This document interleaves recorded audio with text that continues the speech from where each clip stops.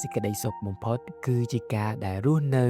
ដោយមានសេរីភាពទាំងផ្លូវកាយនិងផ្លូវចិត្តហើយនៅថ្ងៃនេះគឺខ្ញុំមាន5វិធីដែលអាចធ្វើឲ្យបងប្អូនទាំងអស់គ្នារស់នៅដោយស្វែងរកសន្តិភាពពិតប្រាកដនៃផ្លូវចិត្តរបស់បងប្អូនទាំងអស់គ្នាដូច្នេះដើម្បីកុំឲ្យខាត់ពេលវេលាយូរតើ5វិធីទាំងអស់នោះវាមានដូចម្តេចខ្លះដូច្នេះ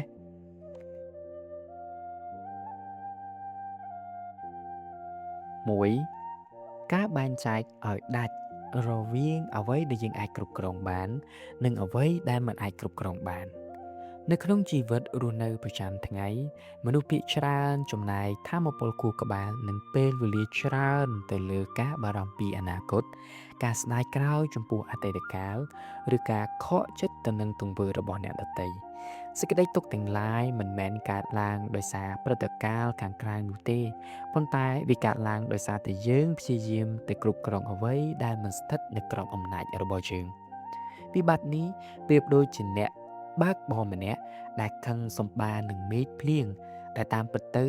ការខឹងនោះមិនអាចធ្វើឲ្យមេឃរាំងឡើយមានតែធ្វើឲ្យខ្លួនឯងក្តៅក្រហាយតែប៉ុណ្ណោះដើម្បីទទួលបានសេរីភាពផ្លូវចិត្តពិតប្រាកដជំហានដំបូងគឺរៀនបែងចែកឲ្យដាច់រវាងពិភពពីរពិភពទី1គឺពិភពខាងក្រៅអ្វីដែលគ្រប់គ្រងមិនបានរួមមានសេដ្ឋកិច្ចអាកាសធាតុសកម្មភាពនិងគំនិតរបស់អ្នកដទៃលទ្ធផលចុងក្រោយនៃកិច្ចការងារនិងព្រឹត្តិការណ៍កាលពីអតីតកាលពិភពខាងក្នុងអ្វីដែលគ្រប់គ្រងបានទាំងស្រុងរួមមានគំនិតឬក៏ជំនឿរបស់ខ្លួនយើងគំនិតនៃការខិតខំប្រឹងប្រែងនិងជាពិសេសគឺប្រតិកម្មរបស់ខ្លួនយើងចំពោះព្រឹត្តិការណ៍ខាងក្រៅនៅពេលដែលអ្នកមានអារម្មណ៍ថាធ្ងន់ធ្ងរឬក៏ថប់បារម្ភចូលឈប់មួយខណៈឬសួរខ្លួនឯងដោយត្រង់ទៅមកថាតើរឿងដែលកំពុងធ្វើឲ្យខ្ញុំពិបាកចិត្តនេះខ្ញុំអាចកែប្រែវាដោយផ្ទាល់បានឬទេបើចម្លើយគឺមិនអាចទេឧទាហរណ៍សម្ដីរិះគន់គ្មានស្ថាបនាពីអ្នកដទៃចូលធ្វើការសម្រេចចិត្តដោយដឹងខ្លួនក្នុងការដកថយចូលប្រាប់ខ្លួនឯងថាការបន្តគិតវាពិតជារឿងឥតប្រយោជន៍មែនទែនផ្ទុយទៅវិញចូលងាកមកសួរខ្លួនថាតើខ្ញុំអាចធ្វើអ្វីបានល្អបំផុតចេញពីចំណុចនេះឧទាហរណ៍ការផ្ដោតលើការអភិវឌ្ឍសមត្ថភាពខ្លួនឯងឲ្យកាន់តែពូកែនៅពេលអ្នកឈប់ចំណាយទុនផ្លូវចិត្តទៅលើរឿងខាងក្រៅ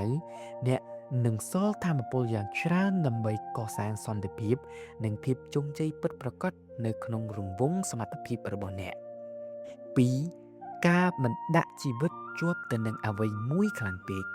សត្រូវធំបំផុតដែលរារាំងយើងមិនឲ្យដោះលែងរឿងរ៉ាវនានាមិនមែនជាមនុស្សជុំវិញខ្លួនយើងឡើយប៉ុន្តែជាចិត្តរបស់យើងគឺចិត្តអាត្មានិយមភាពមានអ្នកភាពមោទនភាពជ្រុល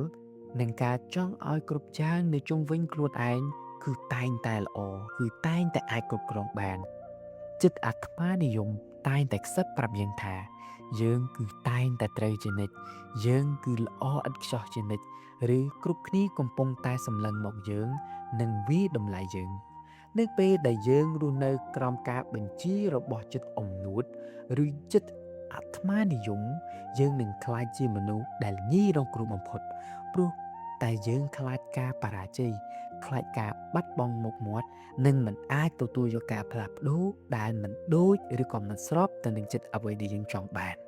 រាល់ពេលដែលអ្នកមានអារម្មណ៍ថាខឹងសម្បាព្រោះតែគេមិនស្ដាប់បង្គាប់អ្នកព្រោះការងារមិនទាន់ជោគជ័យ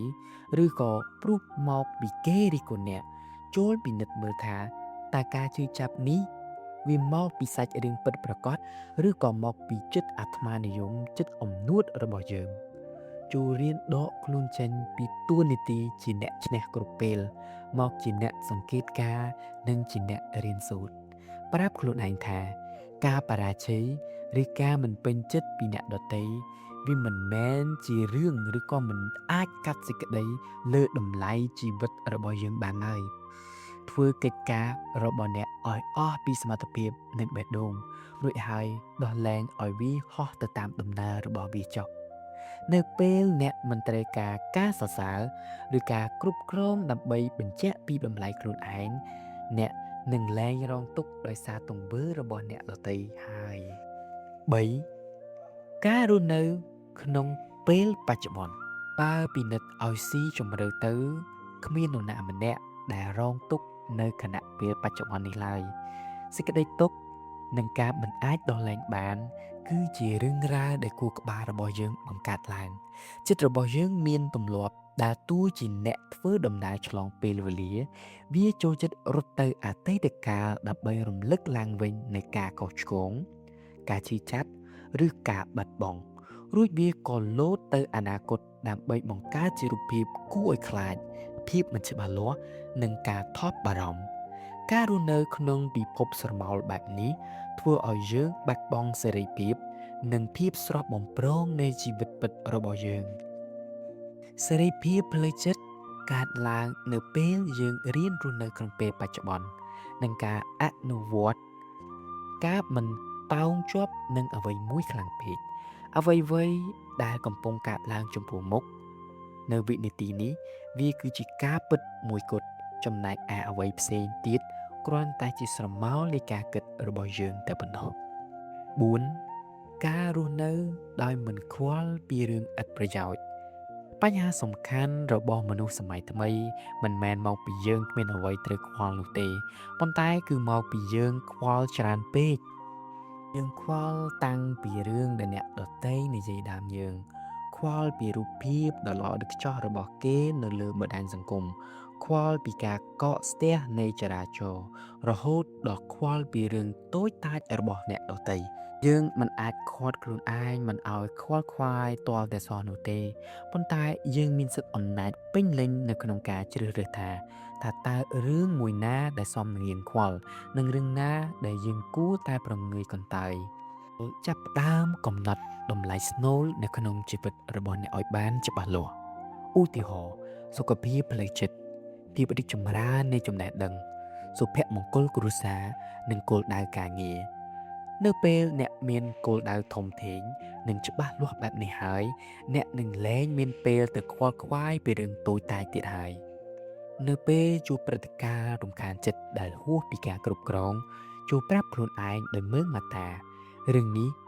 មិនមានតម្លៃសម្រាប់ខ្ញុំឲ្យខាតពេលខាតធម៌ពលជាមួយនឹងរឿងទាំងអស់នេះឡើយការដោះលែងក្នុងន័យនេះគឺជាការរៀនធ្វើជាមនុស្សប្រងើយកន្តើយដោយវៃឆ្លាតមិនមែនមានន័យថាអ្នកគ្មានបេះដូងនោះទេប៉ុន្តែមានន័យថាអ្នកស្រឡាញ់សន្តិភាពផ្លូវចិត្តរបស់ខ្លួនឯងខ្លាំងជាងចង់ឲ្យឆ្លោះប្រកែកឬកែប្រែពិភពខាងក្រៅទៅទៀត5ការបើកចិត្តទទួលយកភាពផ្លាស់ប្ដូរឬភាពមិនទៀងទាត់ឬគល់នៃការមិនអាចដោះលែងបានគឺជាការដែលចិត្តរបស់យើងវិជាយាមអោបក្រសោបនិងចង់ឲ្យរឿងរ៉ាវល្អៗទ្រព្យសម្បត្តិយុស័ក្តិឬទំនាក់ទំនងនៅស្ថិតស្ថេរជារៀងរហូតទោះជាយ៉ាងណាក៏ដោយច្បាប់ធម្មជាតិដ៏ធំបំផុតនៃសកលលោកគឺភាពមិនទៀងទាត់